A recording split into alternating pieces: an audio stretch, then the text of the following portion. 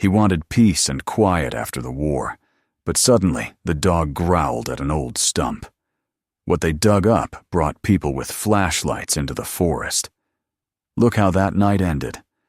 Subscribe and write in the comments which city you are from. Jack Harper had been awake long before the sun climbed over the tree line. The house he had bought 2 years ago sat at the edge of town, far enough that the neighbors were only distant silhouettes when the weather was clear. It was the kind of place no one really looked at twice. An old wooden structure with peeling paint, repaired siding, and a porch that creaked under the weight of boots. For Jack, it was more than just a house. It was a perimeter, a safe zone, a place where the nightmares of the past could not cross unless he allowed them to. The mornings were always the quietest. Sometimes that quiet comforted him. Sometimes it pressed against his ribs until breathing felt like dragging air through barbed wire.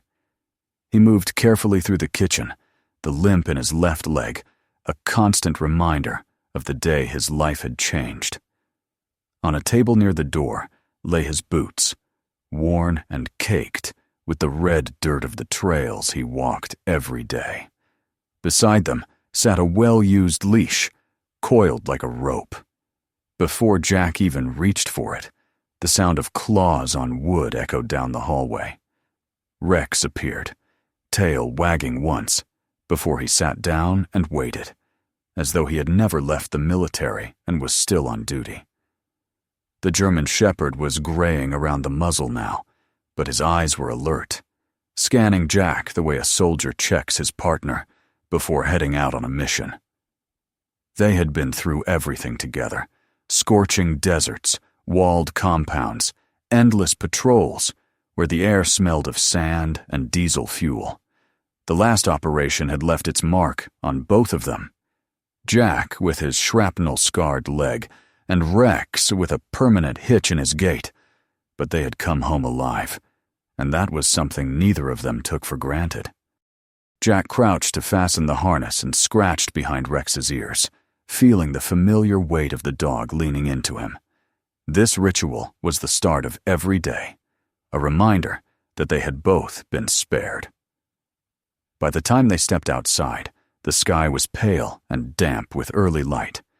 The grass still held the night's dew, soaking the cuffs of Jack's jeans as he walked down the narrow path that led from his porch to the tree line. Rex padded silently beside him, every sense awake. The forest beyond his house had become Jack's therapy. The moment he crossed under the canopy of branches, the air changed, cooler, carrying the scent of pine needles and damp earth.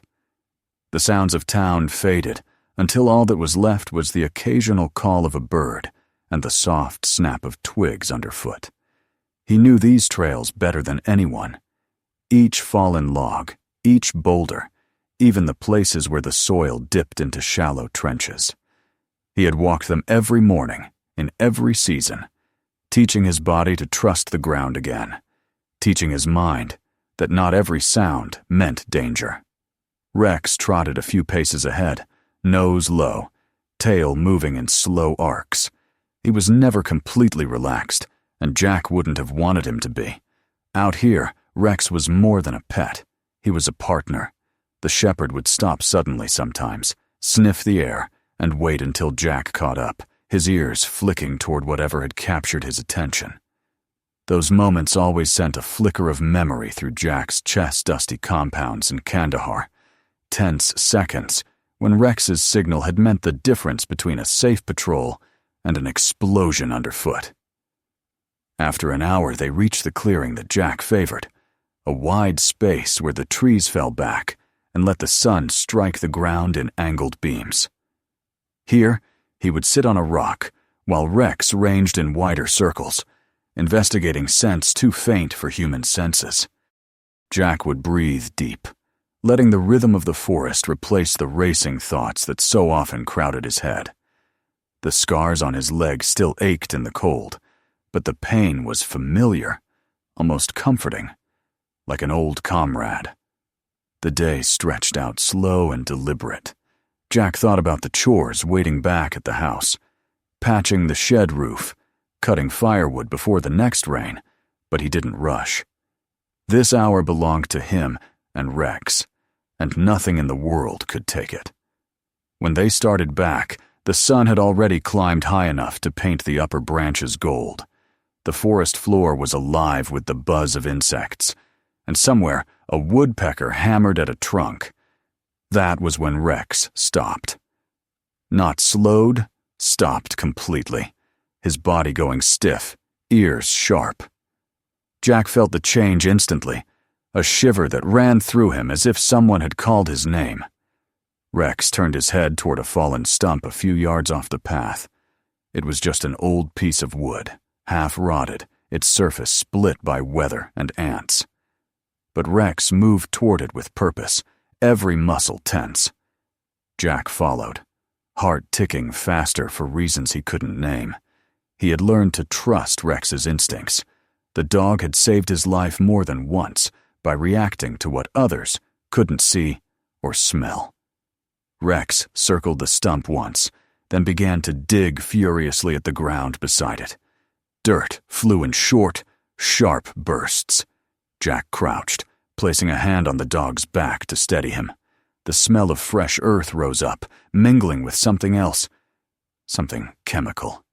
Sharp, out of place in the clean air of the forest. For a long moment, Jack just knelt there, staring at the hole growing wider under Rex's paws. The world seemed to narrow until all he could hear was the sound of digging and the faint rustle of leaves overhead. Memories surged, hot sand, shouting voices, the whistle of something buried just beneath the ground waiting to kill. His fingers tightened on the leash. Rex's claws struck something solid with a dull thunk. The dog let out a low sound, almost a growl, and stepped back. Jack reached into the dirt, pulling free a clump of soil. Beneath it was a corner of black plastic, slick with moisture. The smell hit him full force now, unmistakable, dragging him backward through time. He sat back on his heels, breathing slow, every nerve alert. Whatever was buried here didn't belong in this quiet forest. And he knew, with the same cold certainty that had kept him alive through a dozen firefights, that this was not the last morning he and Rex would spend at this stump. Something had been hidden here, something worth returning for. When they finally left the clearing, the sun was higher, but the peace of the walk had been broken. Jack moved more carefully, scanning the trees, as though someone might step out at any moment. Rex stayed close now, glancing over his shoulder, as if he too understood that they had found something that tied the forest to a darker world. By the time they reached the house, Jack's shirt was damp with sweat despite the cool air. He hung the leash on its hook and stood for a long while on the porch, staring back toward the line of trees. The forest no longer seemed like just a place to heal. It felt watchful, holding secrets beneath its soil. That night, he sat by the window, lights off, the house quiet except for the slow breathing of the dog at his feet. His mind circled the image of the black plastic buried under the stump, the way the smell had cut through the earth like a memory refusing to be forgotten. The world outside was silent, but Jack felt the same tight readiness in his chest that he used to feel before a mission. Something had been set in motion, and he could not shake the sense that it would bring him back to that stump again, sooner than he wanted. The night after the discovery was long and restless.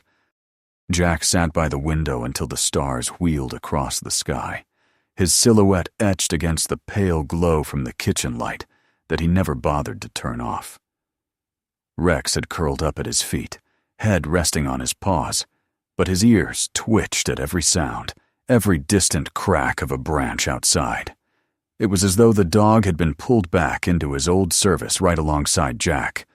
The stump, the smell, the black plastic, they clung to Jack's mind like burrs. He knew, deep in a place that never lied to him, that ignoring what they had found was not an option. At dawn, he rose stiffly, pulled on the same mud-spattered boots from the day before, and clipped Rex's leash with hands that were already sweating. The forest looked different in the early light, as though it had grown narrower and more secretive overnight. Birds were calling, but their songs seemed sharper, the silences between them longer. Jack followed the trail with his shoulders tense, every sense sharpened. When they reached the clearing, the stump was just as they had left it, the soil loose around it, damp where Rex had dug. Jack crouched and ran his fingers over the disturbed earth. No new tracks, no broken branches, no signs of intrusion. Rex sat down a few feet away, watching, waiting. Jack took a slow breath, then began to dig with his hands, ignoring the cold bite of the soil. The plastic appeared faster this time, its edges glistening wetly. He pulled it free, brushing off clumps of earth until the shape of the bundle was clear. It was heavy, compact, wrapped tightly in layers of plastic sheeting and sealed with black tape. He turned it over in his hands, his heart beating harder with every second. The smell rising from it was unmistakable, chemical, sharp, and wrong. For a long moment, Jack simply knelt there, the weight of the package pressing into his palms. He could feel the old instincts taking over the soldier's habit of cataloging threats, tracing supply lines in his mind, building a mental map of what this meant. Somewhere out there, someone had come into this forest, buried this package, and planned to return for it. This was not an accidental dump. It was a stash, deliberate and organized. He wanted to drop it back into the hole and walk away, pretend none of this had happened. That would have been the easy choice, the civilian choice. But the memory of patrols in the dust came back to him, the times when finding one cache meant there were others nearby, that there were men out there who would kill to protect them. He thought of the families in town, of the kids riding bikes past the edge of the woods in summer. Someone was running product through his backyard, and if he walked away, it would keep going.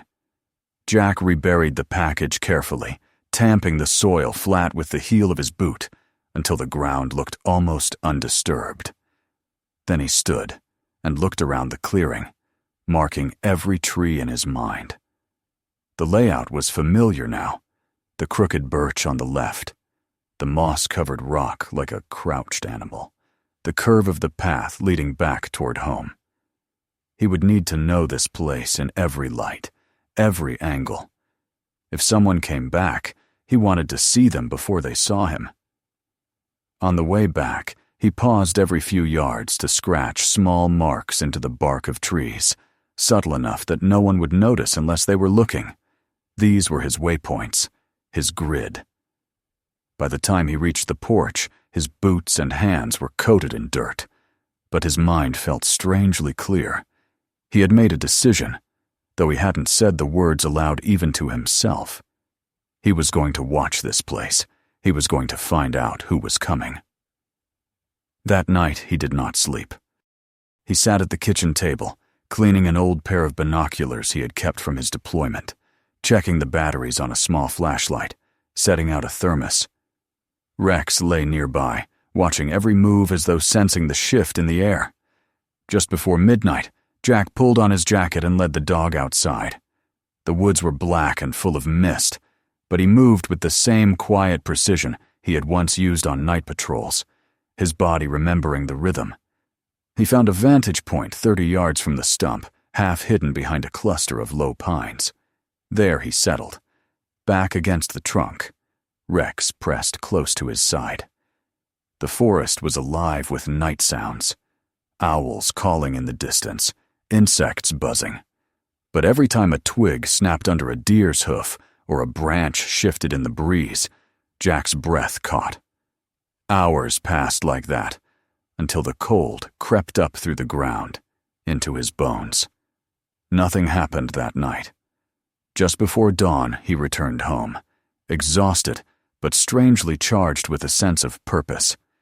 This was not just curiosity anymore. It was a mission, self-appointed but no less real. The next night he returned, and the next after that. On the fourth night, as the moon hung low and bright, he heard footsteps, not the quick, light steps of an animal, but the steady tread of a man who knew exactly where he was going. Jack froze, every muscle tense, as a figure emerged from the trees. The man wore a dark jacket, a cap pulled low.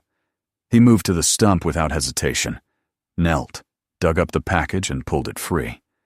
Jack's breath was shallow, his hand clenched tight on Rex's collar to keep him from moving. He watched as the man opened a backpack, placed one of the smaller bundles inside, then reburied the rest. The entire process was practiced, efficient. When the man stood, Jack caught a glimpse of his face in the moonlight. Recognition hit him like a blow. It was someone he knew, a mechanic from the garage in town, the same man who had once fixed Jack's truck and waved to him on Main Street. The betrayal was cold and sour in Jack's stomach. This was no stranger from out of town, no faceless criminal. This was someone who had been nodding politely to neighbors, someone who knew these woods as well as he did. Jack stayed motionless as the man melted back into the trees, the sound of his steps fading into the distance. When the forest was silent again, Jack rose and approached the stump, heart still hammering. He knelt, touched the soil where the man had dug, then stood staring into the darkness for a long time. There was no going back now. The forest no longer belonged only to him and Rex. It had been claimed by someone else, someone who had turned it into a conduit for poison. He returned home just before sunrise, shoulders aching from tension. Inside the house, he sank into a chair and stared at the wall, while Rex lay down with a low, uneasy sound. The sun climbed, turning the window glass pale gold, but Jack didn't move. The decision had been made for him. This was not just about curiosity anymore, not about distraction from nightmares. It was about defending the only place that felt like his. For the first time since leaving the service, he felt the old edge of purpose sharpening inside him. The next step would be more than just watching. The next step would mean preparing for whoever came next. The day after he saw the man in the clearing felt different from every day that had come before. Jack woke before dawn as usual, but there was no peace in the quiet. The air in the house felt heavy, like the moments before a storm. He moved through the rooms as if they were temporary barracks, checking windows, making sure the door bolts were slid firmly into place. Rex followed him closely, his nails clicking softly against the wooden floor, his head tilted, sensing the shift in his owner's mood. Jack tried to drink coffee, but it tasted bitter and wrong. There was too much energy under his skin, too much tension crawling up his spine. The forest outside was no longer just a place to heal. It was an active zone, and he had to treat it that way if he wanted to stay ahead of whatever was coming. By mid-morning, he was already out by the shed, pulling out supplies he hadn't touched in years.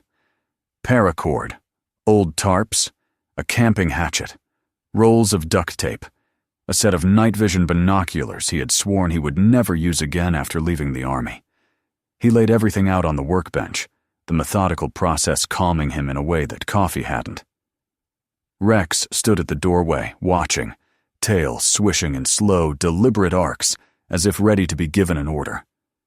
When the preparations were done, Jack led Rex back into the forest, but this time their walk had no trace of leisure. He moved carefully, every step measured, scanning the ground for tracks. They returned to the clearing, and he crouched by the stump again, checking the soil. It had been disturbed just slightly since the night before, enough to confirm that the man had taken what he needed and reburied the rest. Jack's jaw tightened. This was not a single handoff.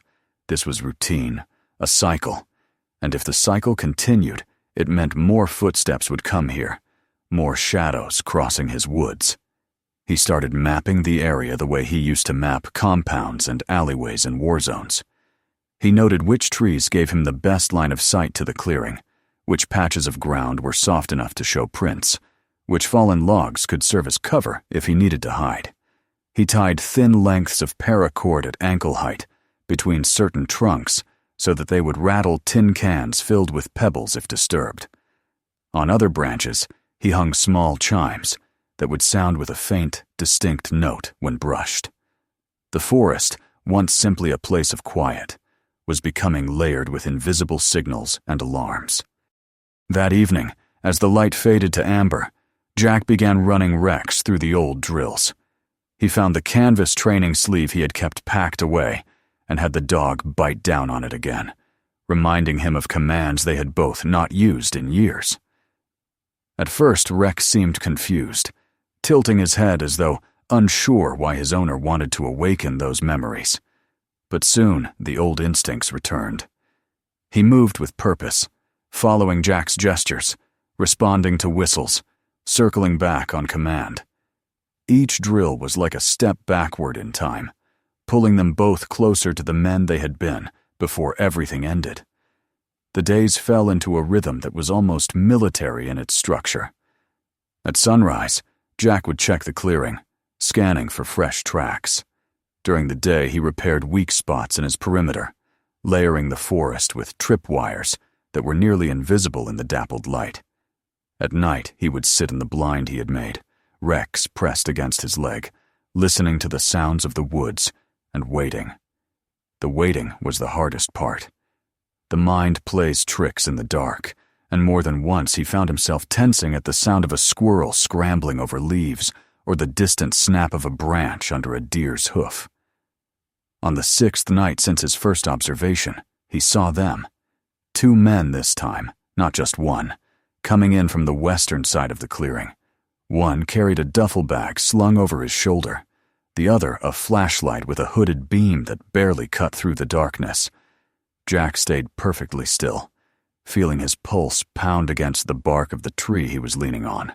The men moved with speed, as though they had done this before. They dug quickly, opened the package, and took out several smaller bundles, replacing them with others from the duffel. Jack's mind raced. This was no petty dealer's hideout. This was organized. There was a supply chain here, a whole route that ran through this patch of forest. The thought made him cold. He imagined what might happen if children stumbled on this place, or if someone tried to steal from it. The violence that would follow would not stay confined to the trees. When one of the men turned slightly, the beam of the flashlight swept too far and caught the glint of one of Jack's makeshift warning lines. It was just enough to make him flinch. His foot shifted in the undergrowth, snapping a dry stick with a sharp crack that seemed to explode in the night air. The men froze. One of them hissed something to the other and swung the flashlight in a wide arc.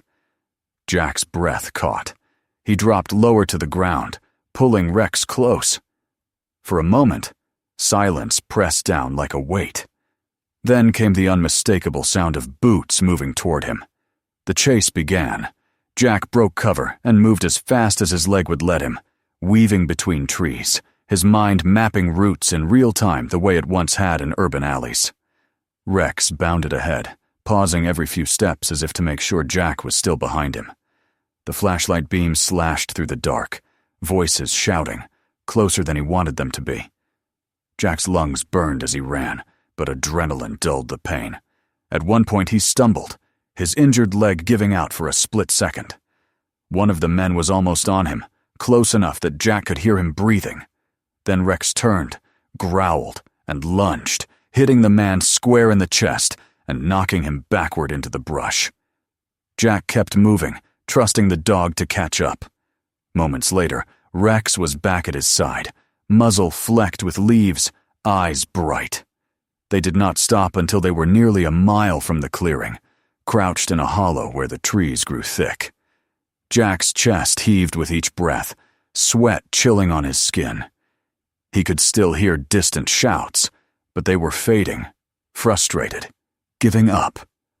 He pressed a hand against Rex's neck, feeling the dog's heart hammering as fast as his own. When they finally reached the house, dawn was already beginning to gray the horizon. Jack's clothes were torn, his hands scraped raw, but he barely felt it. He stood on the porch, scanning the tree line, every nerve still alert. The forest no longer felt like neutral ground. It felt contested, like a battlefield where two sides had laid claim. Inside, he sat down heavily, staring at the empty coffee mug on the table. The kitchen looked almost foreign to him now, too calm, too clean compared to what his body had just gone through. Rex lay down nearby, still panting, his ears flicking toward every creak of the house. Jack knew he had crossed a line that night. It was no longer about simply observing, no longer about curiosity. He had revealed himself. The men out there now knew someone was watching, someone who did not belong to their operation. They would not forget it. The forest would not forget it. And Jack, as much as he wanted to rest, knew that this was only the beginning. He rose, limped to the window, and looked out over the shadowed yard as the first light of day touched the trees. His mind was already working through what he would need to do next. Stronger defenses, more surveillance, a plan to document everything before the people in those woods realized how dangerous he could be. When he finally sat down again, exhaustion dragged at him. But underneath it all was a strange clarity, a sense of grim purpose. For the first time in years, he felt like the soldier he used to be, sharp and ready. And he understood, with a cold certainty, that there could be no turning back until this ended, one way or another. The morning after the chase was gray and heavy, the kind of sky that seemed to hang lower than usual, pressing down on the earth. Jack stood at the window for a long time, watching the mist lift off the ground, thinking about the night before. He had been hunted through his own forest, forced to run like prey, and that knowledge sat in his gut like a stone. They knew someone was out there now. They would come back. Maybe not tonight, maybe not tomorrow, but they would not abandon a drop point so valuable, not when it was part of something larger. Jack understood the pattern operations like these were methodical. If the forest had become a battlefield, then he would have to choose whether to be a target or a combatant. There was no middle ground anymore. He spent that day in near silence, moving through the house with purpose. Every action was deliberate, checking his gear, replacing weak lines in the tripwires, laying down more markers, re-oiling the hinges of the shed door so it would open without a sound. Rex stayed close, pacing the rooms, as though sensing that something important was being planned. Jack brought out an old camera with night vision capability, charged the batteries, and tested the lenses until they were spotless. He knew what he had to do. If he wanted this to end, he needed proof strong enough that no one could ignore it, not the sheriff, not the courts, not even those who might try to intimidate him into silence. When dusk came, he prepared the forest as if he were setting up for a reconnaissance mission. He moved quietly through the undergrowth, placing small cameras at different angles around the clearing, making sure their lenses were hidden by leaves, but still had a clean view of the stump. He checked his escape routes, made sure each path was clear enough that even with his limp, he could move quickly if he needed to. Then he settled into position, his back against a tree, his breathing slow and steady, Rex lying next to him, silent but alert. The hours crawled by. Darkness settled thickly, the forest turning into a maze of shifting shadows. Jack waited, every sense on edge. When the sound finally came, it was faint at first, just a crunch of leaves underfoot. Then more, approaching from the east this time. 2 flashlights bobbed through the trees, and behind them came the low growl of a truck engine, idling somewhere just out of sight. Jack raised the camera and began to record. The men stepped into the clearing, one carrying another duffel bag, the other holding a shovel. They moved with speed, digging up the package, exchanging the contents with new bundles from the bag. Another man appeared from the trees, speaking quickly, his gestures sharp. Jack captured every movement, zooming in, making sure faces were visible. His heart pounded as he worked, but his hands stayed steady. Then one of the men stopped suddenly, turning his head as if sensing something. His flashlight swung wide, catching the glint of a camera lens hidden under a fern. A curse cut through the air. Jack knew he had seconds. He grabbed the camera, shoved it into his jacket, and hissed a single word to Rex. The dog leapt up, muscles coiled. The first shout went up just as Jack was already moving. He darted through the trees, heart hammering, hearing the pounding of boots behind him. A beam of light sliced across his shoulder, catching the edge of his jacket. Someone yelled for him to stop, but he only ran harder, ignoring the screaming protest in his injured leg. Branches whipped at his face, roots caught at his boots, but he kept going, following the path he had cleared days earlier. Rex stayed close, darting ahead, and then circling back, guiding him through the darkness. At one point, one of the men got close enough that Jack could hear him breathing. Rex turned with a sudden snarl, launching himself at the pursuer and knocking him backward into the brush. Jack didn't stop to watch the outcome. He trusted the dog to rejoin him and kept running. A few moments later, Rex was at his side again, panting but unhurt. By the time they reached the edge of the property, Jack's lungs burned, and his shirt clung to his back with sweat. He didn't stop until they were inside the house, the door bolted, every light off. He sank to the floor, holding the camera against his chest as though it were a lifeline. Rex lay beside him, sides heaving, ears still cocked toward the woods, as if listening for pursuit. But the forest was quiet now. When his breathing had steadied, Jack reviewed the footage. The faces were clear, the exchange visible, the license plate of the truck readable in one frame. This was enough. It had to be. He downloaded the footage to a flash drive, put it in a waterproof case, and tucked it inside his jacket. At dawn, he drove into town. The streets were quiet, the sky still streaked with pale morning light. When he parked outside the sheriff's office, he sat for a long moment gripping the wheel, fighting the urge to turn around. This was the final step, the one that could not be undone. But he had made his choice the moment he began watching that clearing. He stepped out, Rex jumping down beside him, and walked into the building. The sheriff listened carefully as Jack explained, word by word, what had been happening. When Jack handed over the flash drive, the man's expression hardened. He promised to take it seriously, to organize a raid before the operation could vanish into thin air. Jack left the office with a feeling of grim relief, as though a weight had been pulled from his shoulders. 2 days later, the raid happened. Jack heard the distant wail of sirens from his porch, saw the flashing lights in the distance through the trees. The forest echoed with the thud of boots, the shouts of orders being barked. When it was over, the clearing was nothing but turned soil and empty wrappers, but the men who had used it were in custody, their truck impounded. News traveled fast in a small town. By the following morning, people were talking in the diner and at the hardware store about how the drug network had been running right under their noses. They talked about the mysterious veteran who had tipped off the sheriff, who had risked his life to catch the criminals in the act. Jack ignored most of it, preferring to stay home. But he could feel the shift in how people looked at him when he did go into town. He was no longer the quiet recluse on the edge of the forest. He was the man who had protected their children, their streets, their peace. A week later, the sheriff drove out to his house and handed him a letter of commendation, along with a small medal for Rex. The dog wagged his tail solemnly, as if he understood the ceremony. Jack accepted it quietly, thanking the man before watching the patrol car disappear down the dirt road.